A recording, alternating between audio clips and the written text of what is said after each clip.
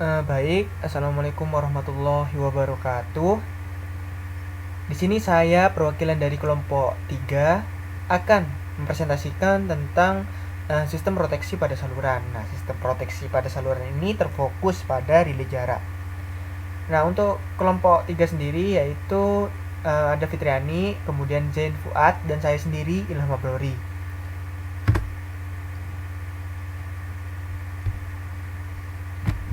Nah, kemudian sebelum membahas tentang sistem proteksi pada saluran, yaitu yang terfokus pada relay jarak, kita perlu tahu kenapa perlu diproteksi. Nah, perlunya diproteksi, hal tersebut dikarenakan adanya gangguan-gangguan pada sistem tenaga listrik. Nah, gangguan-gangguan tersebut ada yang dari sumber gangguannya sendiri, ada yang dari dalam sistem dan ada yang dari luar sistem. Nah, gangguan yang berasal dari dalam sistem sendiri yaitu tegangan dan arus abnormal. Nah, ini terjadi karena level tegangan dan arus yang sangat besar sehingga menghasilkan panas. Nah, kemudian bisa juga karena instalasi peralatan yang kurang baik. Kemudian juga bisa karena usia dan perawatan yang mengalami penuaan. Kemudian untuk yang gangguan dari luar sistem sendiri, di sini bisa dilihat, di sini bisa terjadi karena petir. Nah, di situ juga bisa karena ada ranting pohon. Pokoknya ini gangguannya yang luar sistem ini gangguan eksternal ya. Cuaca, gangguan mekanis karena saluran galian, juga lingkungan seperti pohon, binatang dan benda-benda asing. Nah, kemudian untuk pembagian dari lama waktu gangguan, nah ini terbagi menjadi dua, yaitu gangguan yang bersifat temporer dan selanjutnya yaitu gangguan bersifat permanen. Nah, gangguan bersifat temporer sendiri ini dapat hilang dengan sendirinya dengan memutus sesaat bagian yang terganggu. Nah, sedangkan gangguan bersifat permanen ini bisa dibebaskan, tapi perlu adanya tindakan perbaikan atau menyingkirkan penyebab gangguan tersebut. Nah, kemudian untuk gangguan yang hubung singkat pada sistem tenaga listrik, kita tahu di sini ada 3. Di situ ada gangguan antar fasa ke tanah, ada gangguan antar fasa dan gangguan antar fasa ke tanah. Yang tadi itu satu fasa ke tanah ya. Untuk yang gangguan satu fasa ke tanah ya, ini gambarnya gambar A, fasa A ini ke tanah, dan yang gambar antar fasa ini fasa B dan fasa C. Sedangkan untuk antar fasa ke tanah ini fasa C dan fasa B, dan ke tanah ini. Nah, kemudian kita masuk ke relay proteksi.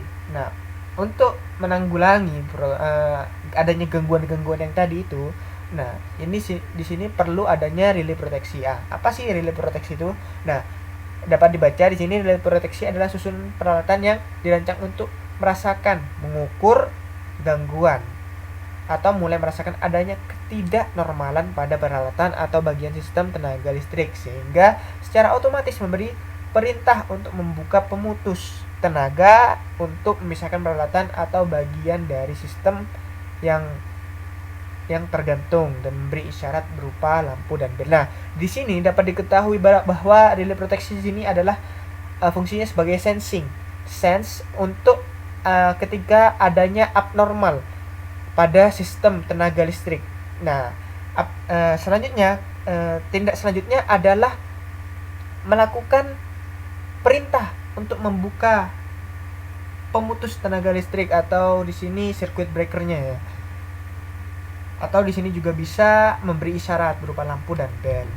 Nah, kemudian di sini untuk fungsi-fungsi dari relay proteksi. Nah, pertama fungsinya di sini merasakan. Nah, tadi merasakan dulu, mengukur, menentukan bagian sistem yang terganggu, kemudian mengurangi kerusakan, jelas, kemudian mengurangi pengaruh gangguan terhadap bagian sistem yang lain, yang tidak terganggu. Nah, jadi gangguannya itu tidak merambat gitu ya. Kemudian untuk memberikan pelayanan listrik dengan keadaan yang tinggi, jelas. Kemudian memperkecil bahaya bagi manusia juga, jelas. Oke. Kemudian selanjutnya yaitu adalah syarat-syarat dari relay proteksi sendiri. Nah, untuk yang pertama yaitu kepekaan. Nah, prinsip relay ini harus peka sehingga dapat mendeteksi gangguan di kawasan pengaman meskipun gangguan yang ada relatif kecil. Jadi kan ketika ada gangguan perlu adanya, jadi relay ini harus sensitif terhadap gangguan itu. Nah, kemudian keandalan di sini dapat selalu pada kondisi yang mampu mengamankan daerah yang diamankan. Kemudian selektivitas di sini maksudnya adalah pengaman harus membedakan apakah gangguan terletak di daerah proteksi utama di mana harus bekerja cepat atau terletak di luar zonanya. Kemudian di sini kecepatan kerja. Nah, ini sudah jelas bahwa di saat adanya gangguan maka ini harus adanya kecepatan kerja dengan fungsi-fungsinya tadi untuk supaya tidak merambat, kemudian tidak membahayakan manusia. Kemudian selanjutnya yaitu sederhana. Di sini dalam artian pengaman harus disusun sederhana mungkin namun tetap mampu bekerja sesuai dengan tujuan. Kemudian ekonomis. Oke. Nah, selanjutnya, nah di sini adalah bagian umumnya dari relay. Nah, perasa jelas di sini ada bagian yang mengetahui bagian awalnya, inputnya, perubahan dari besar ukuran yang dirasakan, selanjutnya diteruskan ke bagian pembanding. Nah, bagian pembanding di sini ini adalah setting bagaimana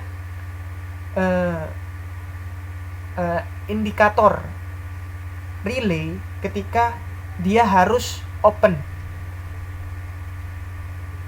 Selanjutnya yaitu bagian kontrol. Nah, bagian kontrol di sini adalah pembukaan circuit breaker atau pemberian tanda sinyal yang diatur dan dilaksanakan.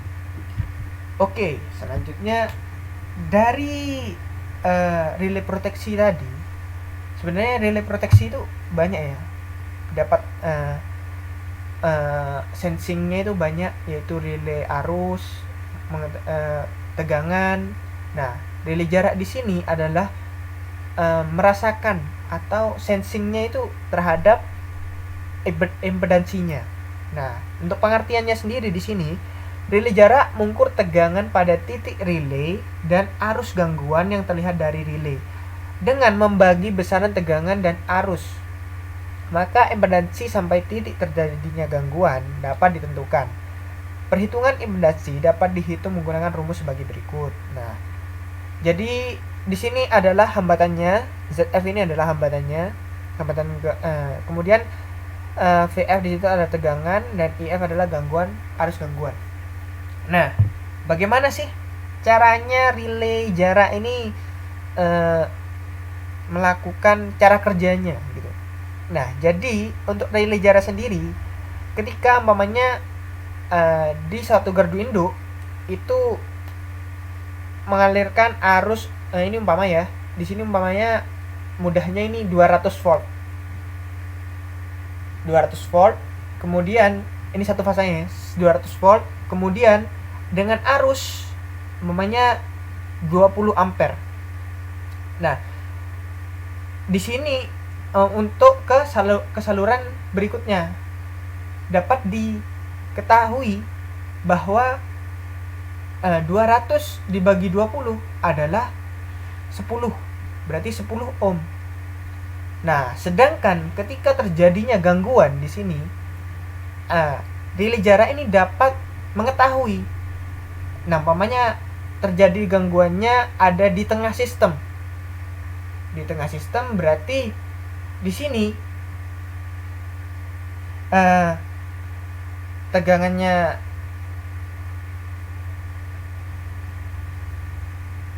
tetap 200, kemudian beban tapi arusnya di sini yang kecil, sehingga impedansinya sendiri nanti ini akan besar. Oke, selanjutnya yaitu jenis dan karakteristik relay jarak.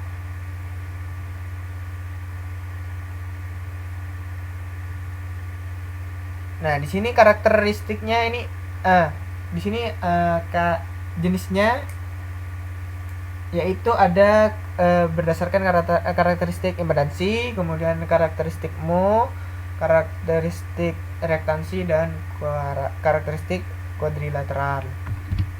Nah, kemudian untuk karakteristik impedansi sendiri merupakan di sini merupakan lingkaran dengan titik pusat di tengah-tengah sehingga mempunyai sifat non direksional. Nah, berarti di sini relay dengan karakteristik relay jarak dengan karakteristik impedansi di sini sifatnya non direksional, berarti tidak dapat mengetahui di mana letak gangguannya. Kemudian mempunyai keterbatasan mengantisipasi gangguan tanah, yaitu high resistance. Jadi ketika gangguan ke tanah nanti ini resistansinya itu besar. Nah, kemudian selanjutnya itu karakteristik impedansi sensitif oleh perubahan beban, terutama pada SUTT, sistem udara tegangan tinggi yang panjang, sehingga jangkauan lingkaran impedansi dekat dengan daerah beban. Nah, kemudian selanjutnya yaitu karakteristik mho. Nah, untuk karakteristik mho sendiri di sini titik pusat dapat bergeser sehingga mempunyai sifat direksional. Berarti relay ini sudah direksional, dapat menentukan titik gangguan. Kemudian selanjutnya mempunyai keterbatasan untuk mengantisipasi gangguan tanah. Nah, tapi masih di sini memiliki keterbatasan untuk mengatasi gangguan, yaitu high resistance pada gangguan ketika ke tanah. Nah, selanjutnya yaitu SUTT yang panjang dipilih zone 3 dengan karakteristik mho lensa geser. Ini yang lensa geser ada di sebelah kanan ini. Selanjutnya yaitu karakteristik reaktansi. Nah, karakteristik reaktansi di sini mempunyai sifat non direksional. Nah, tapi di sini dapat mengantisipasi gangguan ke tanah dengan tahanan yang tinggi. Nah, selanjutnya yaitu karakteristik kuadrilateral. Nah, karakteristik kuadrilateral sini merupakan kombinasi dari 3 macam yang sebelumnya, yaitu reactance, berarah mho, dan resistif.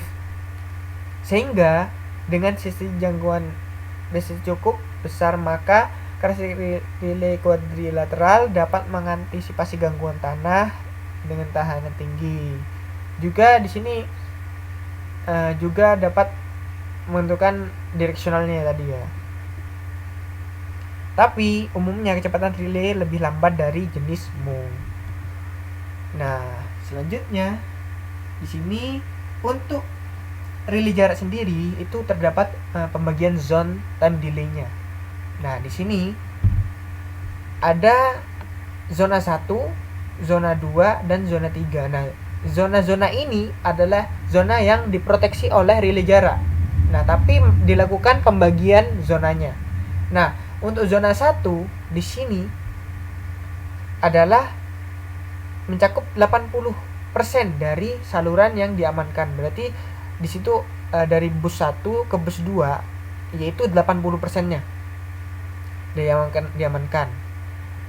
Nah, dengan relay bekerja ketika T sama dengan 0, berarti ketika ada gangguan relay ini langsung bekerja.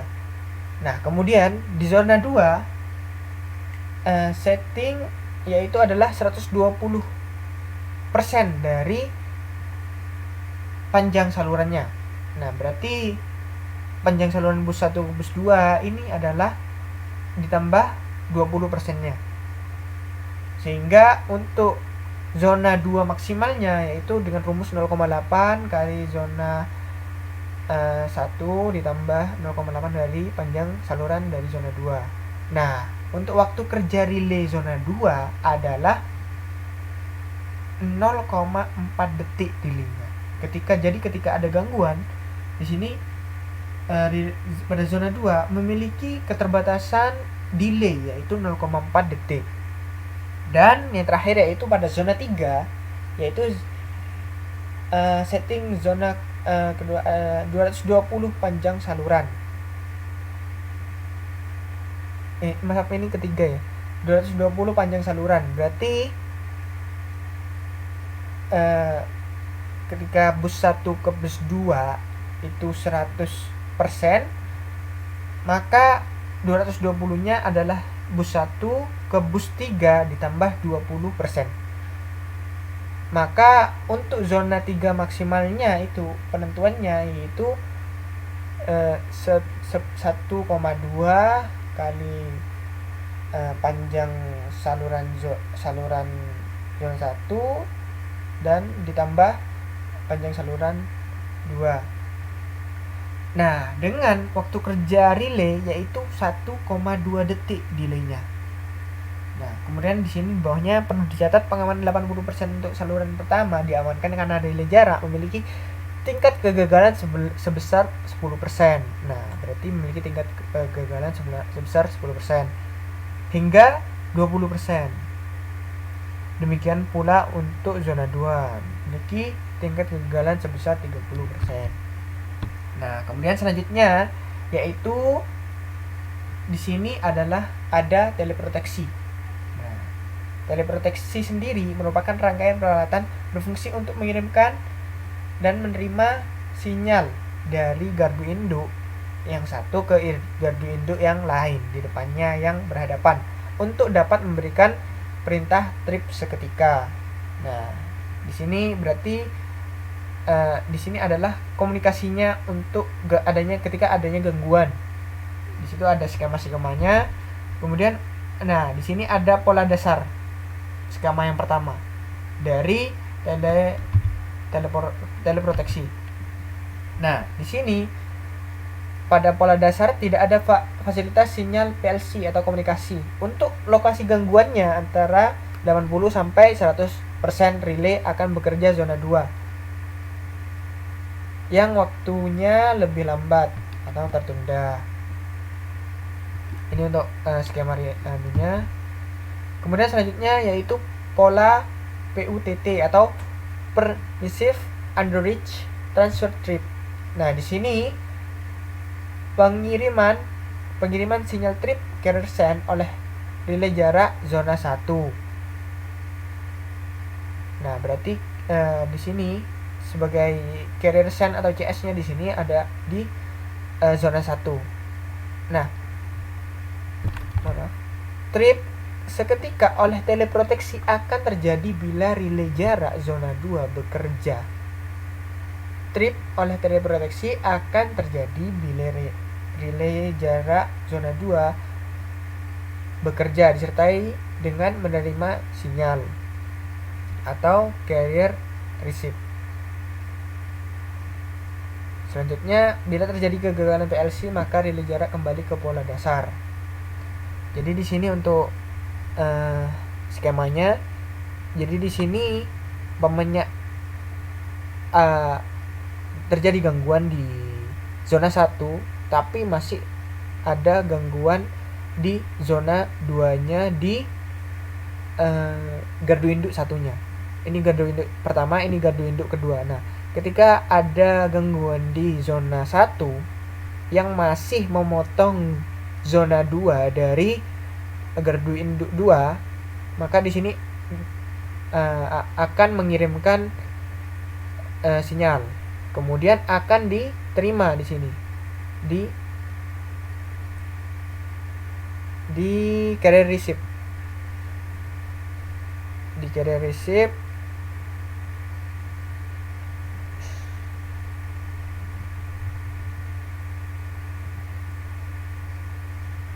disertai dengan menerima sinyal. zona 2. Oke, selanjutnya yaitu permissive overreach transfer trip. Nah, di sini penerimaan sinyal trip carrier send oleh relay jarak zona 2 berarti ada di zona 2. Berarti ini tadi benar ya, ada di zona 2 carrier receive-nya. Berarti ini carrier receive-nya carrier receive-nya relay jarak zona 2. Trip seketika oleh teleproteksi akan terjadi bila relay jarak zona 2 bekerja disertai dengan menerima sinyal carrier res. Nah, di sini berarti zona 2 juga berfungsi sebagai carrier send dan juga carrier receive-nya. Sedangkan yang tadi kan zona 1-nya sebagai carrier send-nya, zona 2 sebagai carrier receive. Zona 1 tadi carrier send dan zona 2 carrier receive, sedangkan yang ini zona 2-nya berfungsi sebagai carrier receive dan carrier send-nya. Bila terjadi kegagalan sinyal PLC, maka relay jarak kembali ke pola dasar. Dapat menggunakan berbeda type dan relay jarak. Nah, selanjutnya yaitu yang terakhir yaitu adalah blocking scheme. Nah, di sini penerimaan sinyal block atau carrier send oleh relay jarak zona 3 reverse. Trip oleh teleproteksi akan terjadi bila relay jarak zona 2 bekerja disertai dengan tidak ada penerimaan sinyal block carrier receive. Bila terjadi kegagalan sinyal PLC, maka relay jarak akan mengalami mal kerja. Selanjutnya, membutuhkan sinyal PLC cukup half duplex.